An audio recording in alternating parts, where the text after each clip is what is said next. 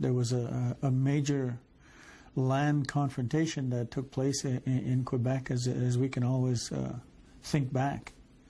And Oka was clearly responsible for making some major changes within the relationship between the Crown and Indigenous people.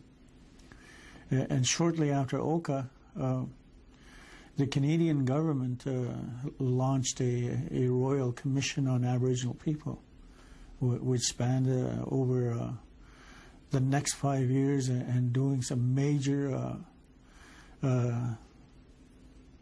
work researching Indigenous issues and concerns with respect to land, people, resources, and anything that you can possibly think of. I believe that it's been said that the Royal Commission didn't leave any stones unturned. Everything was clearly scrutinized, and as a result, after many years of research and studying on the issues, the Royal Commission made its report, its final report. And one of the commissions, one of the Royal Commission on Aboriginal People's recommendations was, of course, the creation of 3 more treaty commissions in Canada. At the time, I believe that the office of the Treaty Commission in Saskatchewan was already in existence, as well as the modern treaty commissions in BC was operational at the time. And moving on, I think in 1999, the Assembly of Manitoba Chiefs submitted a letter of intent to the Government of Canada for the creation of a treaty commission here in Manitoba.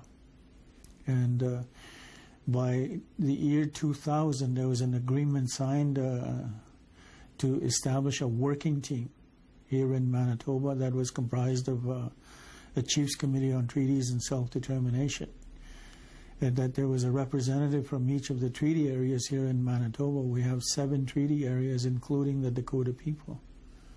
And we had representatives from each one of those treaty areas, numbered treaties. Treaty number 1, 2, 3, 4, 5, 6, and 10. And so these chiefs started to work together with the Crown. They created a working group to begin to work on the establishment of a treaty commission here in Manitoba.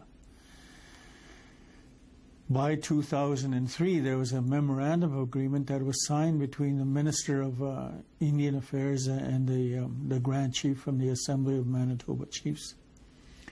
In that memorandum of agreement, it was agreed that they would continue to have the working groups, technical teams working together towards the finalization of a treaty commission.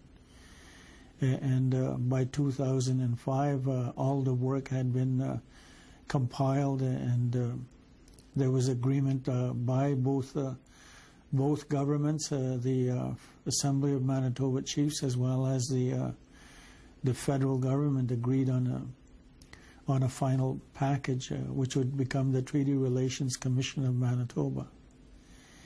And in 2005, the federal government passed an order in council